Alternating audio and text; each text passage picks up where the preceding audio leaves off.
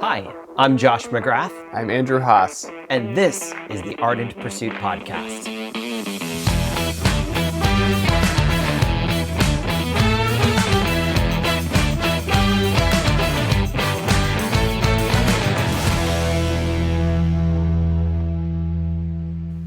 Welcome back. In our last episode, we explored the topic of vision, and we unpacked how important it is for one to have vision for their life.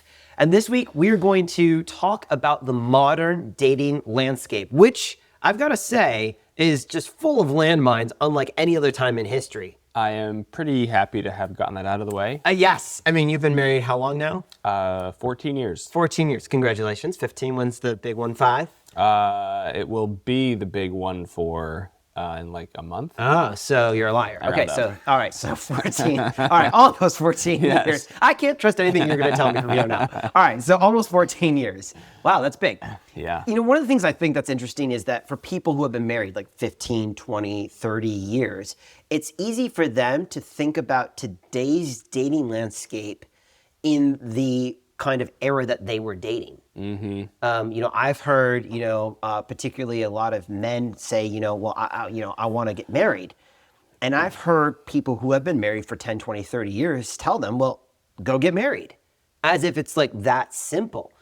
But culturally, 15, 20, 30 years ago, there were assumed practices when it came to initiating relationships, when it came to what relationships entailed, that really in the last 10 years have been eroded drastically, and social media has completely altered the dating landscape. It's much more complex on several fronts.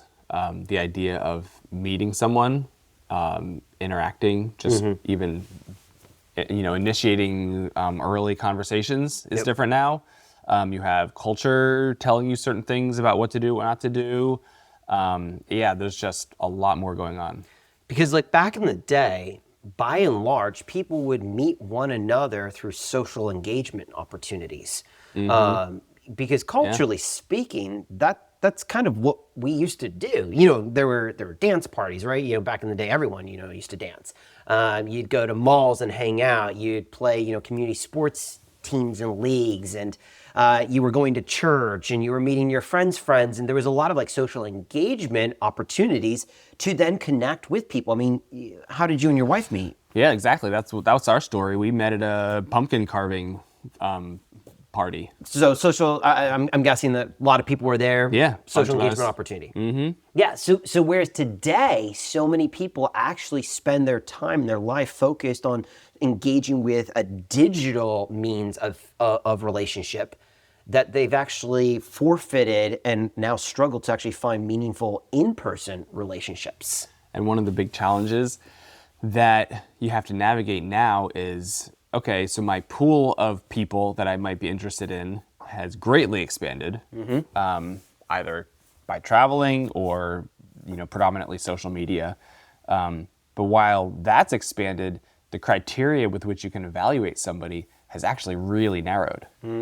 So it's this catch-22 of, okay, I've got a lot of choices, but I don't have a good way with which to figure out what's the best way forward here. One of the things about social media that's interesting is that the algorithm will show you the top, 1 or 5 or 10% of people out there. And so what happens easily is we begin to develop an unrealistic expectation of who we should be attracted to or what we should be looking for in a potential spouse, or what we should be looking for in a relationship. We're only shown the best, most perfect, most plastic, no pun intended, world out there. And suddenly the people within our own sphere of relationship and community in real life, we're suddenly like, they don't look like this, the 1% of people I see on social media. And what's really interesting? If you were to be, say, starting out on this journey, say you're a young guy, young girl, doesn't matter, and you want to pursue somebody, would someone suggest to you, hey, what if you just browse your social networks and see what comes up?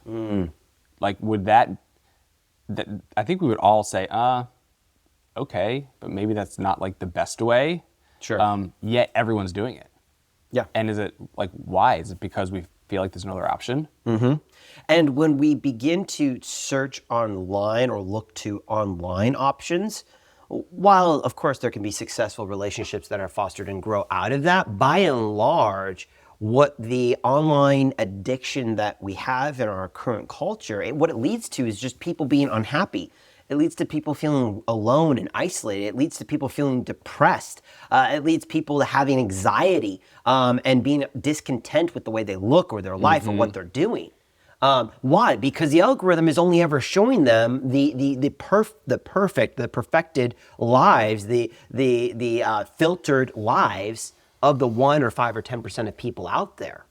And so what we really need is to a return back to relationship. You know, we've exchanged or traded social engagement with one another for social entertainment online. Yeah, we broadened our pool of eligible, of all the possibilities. Yeah. Now the number of people that I might be interested in is vastly greater, while at the same time, the criteria with which I could evaluate them, is so much smaller. Yeah. And it's like, okay, I've got way more people that I might possibly be interested in, and there's not really much I can do to figure out, okay, how do I proceed? Exactly.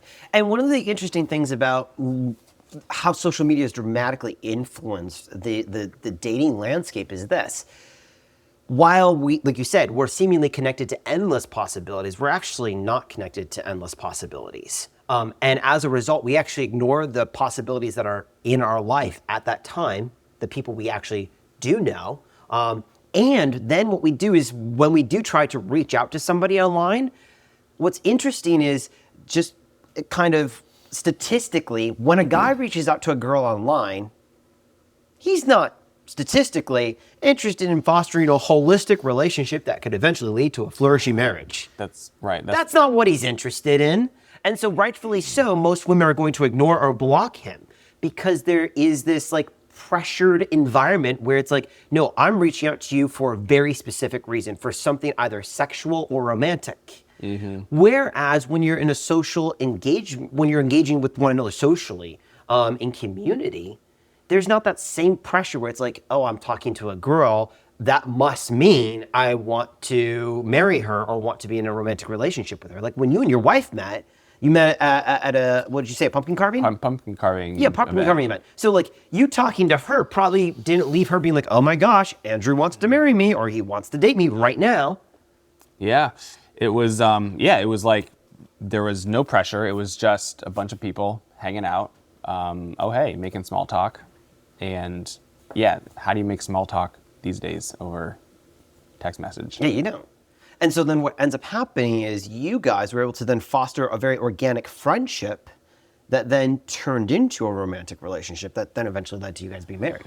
Yeah, and one of the problems with social media, and there's kind of a parallel here to screen use in general, and I'm not sure we'll get into that, but there's this idea of creating friction creating friction between two things. And with devices, technology is great. One of the potential downsides is this lack of friction to using a device. Anywhere, at any time, it's easy, and that can also, that can bleed into other areas that might not be great. With the dating scene, with a lack of friction around when, where, and how you can reach out to somebody, all of a sudden, there's really not much structure around how a guy should reach out. Yeah. And then it's left up to them to just kind of figure it out or not and just wing it. And a whole bunch of problems come from that. I want to talk about this idea of window of opportunity that we were discussing earlier before the show. Obviously there is a natural time period biologically and statistically that people are most likely to meet and then potentially marry their future spouse. Yeah. And that time frame really is high school, college, and maybe the first few years post-college. And there's a lot of reasons for that. One of them is that is when you are young. That is also when you're going to most likely meet a diverse group of people who are interested in similar things as you and interested in relationship with you. And so there's a natural opportunity to connect, meet, build relationship organically in a way that then leads towards a romantic interest and eventually marriage. Now, once you get outside that window of opportunity, however, every year after that, it actually becomes more arduous. It becomes harder, more difficult to develop a relationship that is likely to lead towards marriage. And obviously, one of the things we're here to discuss is to equip men who want to be in relationships. And in our first episode, we mentioned that 63% number of men in America aged 18 to 30 who are single. Well, let's kind of zoom out a little bit and take a look at that age of like 24, 25 to 30, 30 plus. Right. Yeah. It's interesting that culture, on one hand, is saying, yeah, maybe like hold off, don't, wait till you're a little older. You might be better off if you wait. And then on the other hand, so if you wait and now you're later, you have a great job and you have your life established and it's time to look for, or you're interested in finding a partner. The number of opportunities available to you then are actually much less. Yeah. So the very thing that we are encouraged to do, there's actually the challenge once you get there is you've missed a lot of opportunities. You missed a lot of those environments where you might otherwise just naturally meet somebody. 100%. Yeah, those organic social engagements aren't happening in the same way they did before. I think about like back when we were in college, we used to do stuff in large groups all the time. Since graduating college and, you've got a family, we both have careers, like when's the last time you did something with a group of like 10 people? Yeah. Like we just don't do that anymore. That's just like you kind of graduate from that. And so then your opportunities to meet people become less and less. And it's like, well, maybe you meet a coworker. And I've heard you say before, are you really going to leave it up to your boss, your employer, to hire potential mates for you? Yeah. Like, is that what you really want to rely on? No.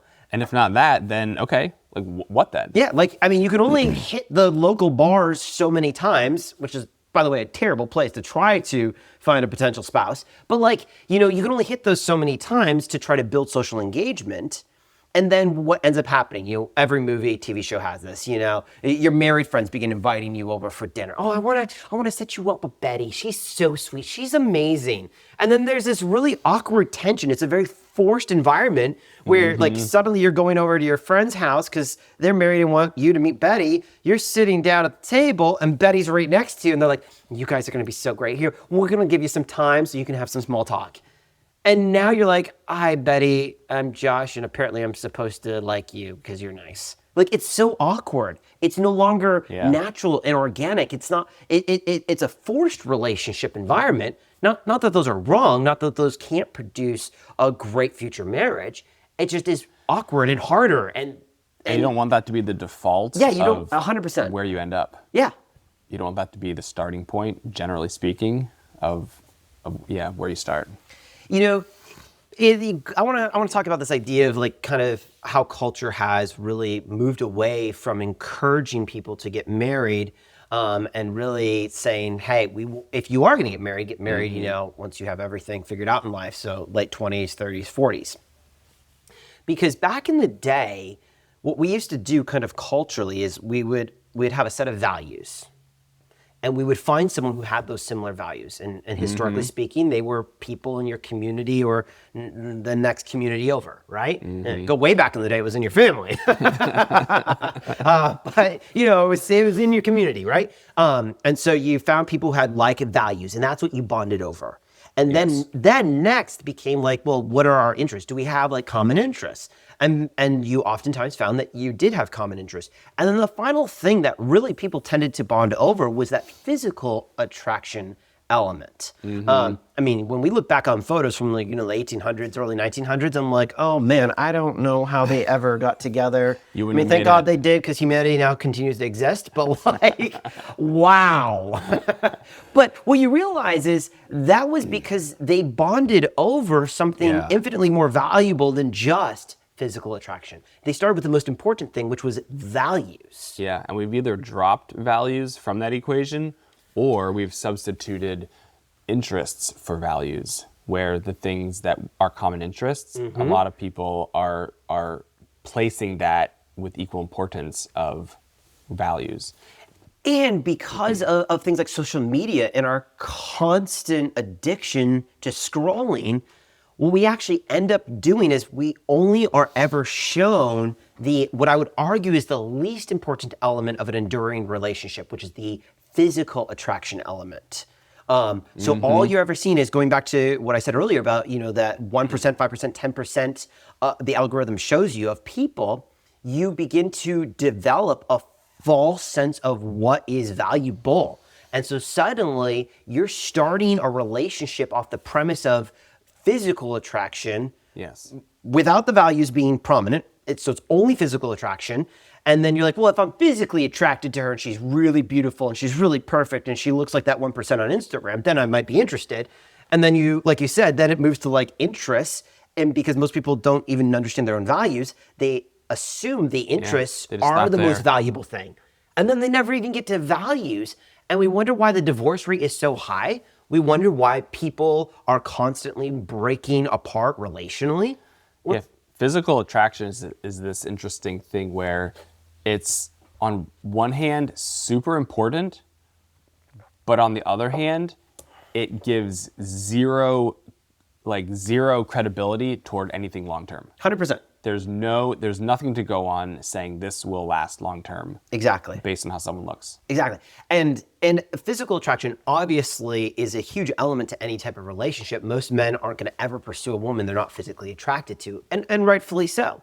But if that is the most important element of why you would pursue a relationship, or that is the only element in which you're pursuing a relationship, there will come a day in the not too distant future where things are going to fall apart, because guess what? People are messy. Relationships are messy. And what's going to keep a relationship together is something so much deeper than just being physically attracted to one another. It's a value system that informs how we respond to tension, difficulties, brokenness, sin, whatever, within a relationship. Yeah, this was years ago, but I saw this interesting comment. It said, essentially, think of the most beautiful, was it from a guy's perspective? Think of the most beautiful woman you know, just actress, whoever, your next door neighbor. Think of the most beautiful woman you know, and there's likely a guy that broke up with her.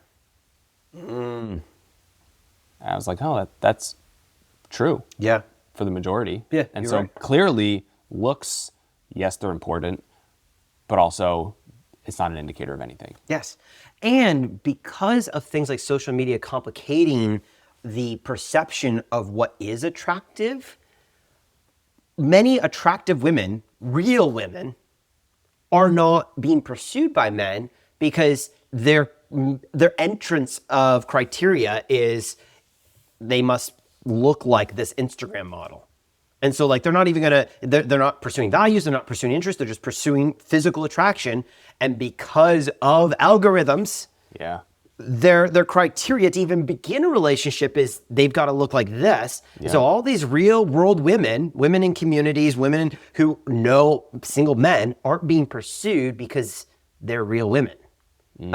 Which is so sad. And that's why we've got to move away from social media. And we wonder why, we stated the stats in episode 1. We wonder why, like, particularly men, like the increase of depression among men and suicide among men is increasing, why loneliness is increasing, why singleness is increasing. There's a lot of reasons for that, but maybe one of them is we got to get out of scrolling and staring at the 1%, the 5%, and actually begin meeting, knowing, and building relationship with real women. Yeah, attraction goes far beyond appearance. It can often start there, but I mean, it's well understood that if you're really attracted to somebody, it's going to be a lot more than what they look like. Yes, absolutely. And so values, one of the things that is going to help any man be able to even begin building a relationship is knowing what his own values are. Right. Because if you don't know what, and we're going to talk about this in a later episode, but if you don't know what your values are, you don't even know what you're looking for. If you don't know what you stand for, how are you going to know with which to evaluate a situation? 100%. You're going to default to just the physical attraction as the way to evaluate whether this is someone you should pursue. Or, arguably even worse, that and you would just adopt the other person's set of values. Which that's not going to lead anywhere. If you're just taking on someone else's values, like, I like this person, and yeah, they seem to have great values, and maybe they have some things that are beneficial. Yeah. But if you just take on someone else's values, that's a very short-term solution, because those have not been internalized, and that's ultimately not something that you're naturally aligned with long-term. Yeah, 100%. And because so many people develop relationships around either just physical attraction or common interests, they very quickly become very emotionally invested, because that is the emotional investment aspect of a relationship. And so then suddenly when you're like, hey, but what are the values that are driving this relationship? People oftentimes become like, angry. Or frustrated, or offended that you would dare ask, what is the values driving the relationship? And when you begin to parse it out and you begin to show and demonstrate, this is one that's really just based upon how she makes you feel, or you like the way she looks. Yeah. It's not based upon values. Suddenly it's very hard, particularly for men, to break that off. Yeah. Because they're so emotionally invested in the physical element, the physical attraction element, as well as possibly the interest element. And men and women, but men in particular, need to realize that objectivity drops off very quickly when you're interested in somebody. And that's your primary ability to evaluate the future. Yeah. If you're considering someone for the future, you need to objectively look at the situation, but as soon as emotions get involved, objectivity just plummets. Yeah, which we'll talk about in future episodes, which I'm really excited about. Now, we could talk about the current dating landscape and the many landmines that are associated with it, but we really want to just give a cursory overview, just kind of helping to set the scene of what is out there and what really a lot of single men are facing right now. And so this week, as we come to a conclusion here, we want to give you a very practical step. And that step is to identify a new physical, like in-person social engagement opportunity that you commit to over the next 6 weeks.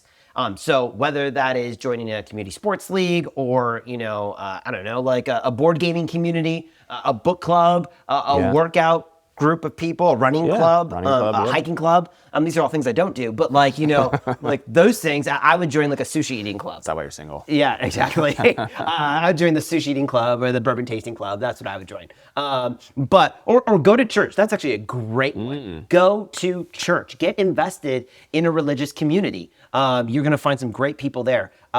But do that for the next 6 weeks and be intentional about fostering new relationships, not for the sake of romantic interests, but for the sake of community, because it's out of community that most, long-term, flourishing, holistic marriages and relationships are going to come from. So thanks for joining us today. We look forward to having you here next time when we discuss something of great importance.